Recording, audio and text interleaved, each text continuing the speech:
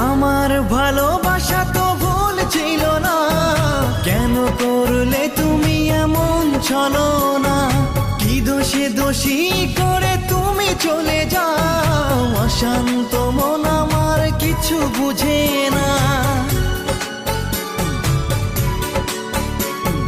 প্রশ্ন করে দেখো তোমাকে তুমি, বুঝবে তাহলে আছে কেমন আমি। তোমার গায়ে হলুদে কত কোলাহল, এদিকে আমার চোখে ঝরে শুধু জল।